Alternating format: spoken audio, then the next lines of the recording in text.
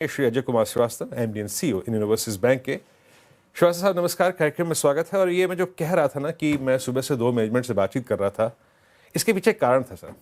और मैं ये देख रहा था कि हर बैंक ने इस क्वार्टर में अपने एनआईएम्स को खोया है, सरेंडर किया है versus previous quarter. Indian overseas bank के केस में सिचुएशन थोड़ी बेटर है, आपने मार्जिन्स को बिल्ड किया है, स्ट्रॉन्ग किया है। ये पॉसिबल कैसे हो पाया? एंड स्पेशली ये जो डाइवर्जेंस है वर्सेस इंडस्ट्री, क्या आप इसे Q4 तक मेंटेन कर पाएंगे? जी नमस्कार।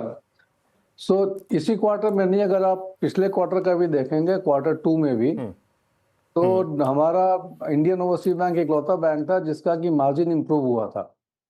बाकी ओवरऑल इंडस्ट्री में निम डाउनवर्ड ट्रेंड में ही था, सभी का निम नीचे आया था, क्योंकि of course repo rate cut हुआ था रेगुलेटर से, और उसका इम्पैक्ट डायरेक्टली पड़ता, सभी को मालूम है कि डायरेक्टली आता है रिटेल और एमएसएमई पोर्टफोलियो पे। हमारे यहाँ भी उसका इम्पैक्ट आया था, जो भी रेट कट हुआ रिटेल और एमएसएमई में। और हमारा जो रिटेल और एमएसएमई का पोर्टफोलियो वो लगभग 50% है टोटल क्रेडिट पोर्टफोलियो का, तो हमारे यहाँ इम्पैक्ट ह्यूज था। हम लोगों ने स्ट्रेटजी थोड़ी ये बनाई थी कि जब वो बिल्कुल इमिनेंट हो गया था कि रेट कट साइकिल अब होने वाला है, तो करीब 6-8 महीने पहले से हम लोगों ने इस पर काम करना शुरू कर दिया था। हम लोगों ने नए प्रोडक्ट्स डिवाइस किए जो MCLR बेस्ड थे, अदर दैन रिटेल और एमएसएमई। और हम लोगों ने वैसे बोरोवर्स को लेंड करना शुरू किया जहां हमारे लिए अर्निंग थोड़ी अच्छी थी। तो ये सस्टेन्ड प्रोसेस था लगभग पिछले 1 साल का। उसका रिजल्ट दिखा हमको, क्वार्टर 2 में भी हमारा निम इम्प्रूव हुआ था, और क्वार्टर 3 में भी, अभी जो दिसंबर के रिजल्ट की बात कर रहे हैं, हमारा निम इस क्वार्टर में भी डोमेस्टिक और ग्लोबल दोनों इम्प्रूव हुआ है। और हमारी स्ट्रेटजी जो हम लोगों ने प्लान किया था, जो इम्प्लीमेंटेशन स्ट्रेटजी बनाई थी, वो बिल्कुल अपने तरीके से सही तौर पे चल रही है। और हमें पूरी उम्मीद ही नहीं, पूरा विश्वास है कि क्वार्टर 4 में भी हमारा मार्जिन ऐसे ही प्रोटेक्ट रहेगा, थोड़ा बहुत इम्प्रूव भी होगा आगे चल के, और ये ग्रोथ स्टोरी ऐसे ही जारी रहेगी। ओके, चलिए ठीक है। ये महत्वपूर्ण बात कही आपने कि एनआईएम्स माइट भी इम्प्रूव भी हो सकते हैं Q4 में जाते जाते। सर, अब Q4 के एनआईएम्स की बात आपने जिक्र कर दी। Now let's talk about growth as well. आप एडवांसेस में फुल ईयर के लिए क्या ग्रोथ देख रहे हैं? Q4 में क्या आप एडवांसेस में ग्रोथ एक्सपेक्ट कर रहे हैं? दिसंबर का अगर नंबर देखेंगे आप, ईयर ऑन ईयर, पिछले दिसंबर से इस दिसंबर 9 मंथ्स का, तो हमारा क्रेडिट ग्रोथ लगभग 24% है। ये भी वन ऑफ द हाईएस्ट है सिस्टम में। और क्वार्टर 2 में भी हमारा ऐसा ही था, लगभग 18-19% का ग्रोथ था ईयर ऑन ईयर क्रेडिट में। और क्वार्टर ऑन क्वार्टर 5 से 7% का ग्रोथ होता है। तो ये सेम ट्रेंड कंटिन्यू रहेगा। और हमारा जो ग्रोथ है वो सस्टेनेबल ग्रोथ है, इसलिए कि हमारा रिटेल, एग्री और एमएसएमई में ग्रोथ हो रहा है। कॉर्पोरेट का अगर नंबर देखेंगे आप, तो हमारे जो बड़े कॉर्पोरेट लोन्स है वो रीपे हो रहे हैं, और उसकी जगह पे हम लोग उसको रिप्लेनिश कर रहे हैं। तो corporate loan growth almost stagnant है, फ्लैट, जहां मार्च में थे हम वहीं पे हैं। ऑफ कोर्स लेंडिंग हुई है, लेकिन रिपेमेंट की वजह से वो लेंडिंग का ग्रोथ नहीं दिख रहा है। बट रिटेल, एग्री और एमएसएमई में हमारा कंसिस्टेंट ग्रोथ है डबल डिजिट का। और रैम जो है वो हमारे टोटल क्रेडिट पोर्टफोलियो का लगभग 76 से 77% कंस्टिट्यूट करता है।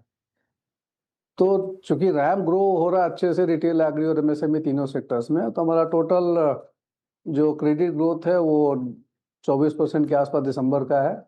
और मार्च में भी हमारे ये उम्मीद है, और जितनी पाइपलाइन है हमारे पास, और जिस तरीके से हमारी ब्रांचेज देश भर में काम कर रही हैं, हमें पूरी उम्मीद है कि हम लोग लगभग इसी परसेंटेज ग्रोथ मार्च में भी दिखा पाएंगे, अराउंड 23-24%।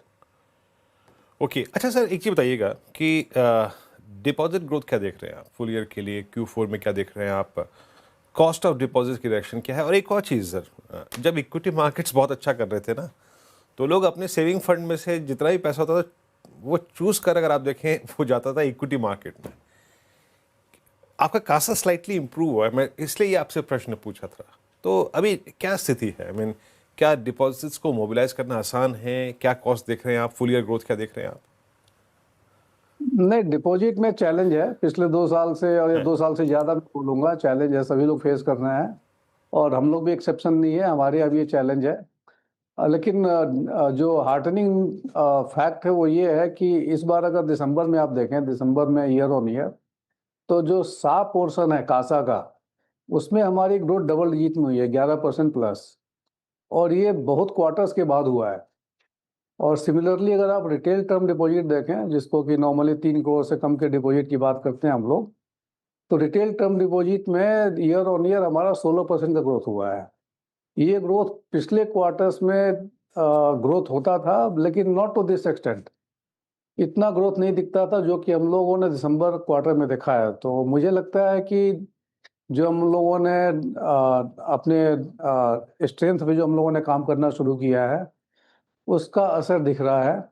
और सेविंग्स में अच्छा ग्रोथ है, रिटेल टर्म डिपॉजिट में अच्छा ग्रोथ है, टोटल डिपॉजिट भी हमारा लगभग 14-14.5% का ग्रोथ है। और ये ग्रोथ जो डिपॉजिट का है वो सिर्फ कोर डिपॉजिट का ग्रोथ है, इसमें बल्क डिपॉजिट का रेशियो नहीं है। बल्क हमारा 4-5% ही होता है, उसमें हम लोग एज ए कॉन्शियस डिसीजन हम लोग उसमें वेंचर नहीं करते, हम रिटेल और कासा पे ही फोकस करते हैं ज़्यादा।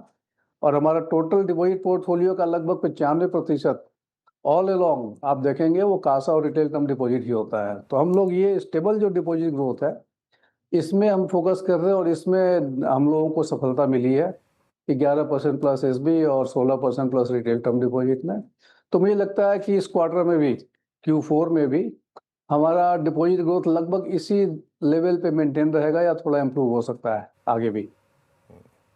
ओके, चलिए अजय जी, बहुत बहुत शुक्रिया। मेरे पास सवाल तो बहुत थे लेकिन समय का अभाव है, लेकिन फिर भी सर बहुत शानदार परफॉर्मेंस रही आपकी इस बार, स्पेशली एनआईएम्स के फ्रंट में, और आपने ऑप्टिमिस्टिक रखा है हमको कि Q4 में से भी अच्छा आप करेंगे।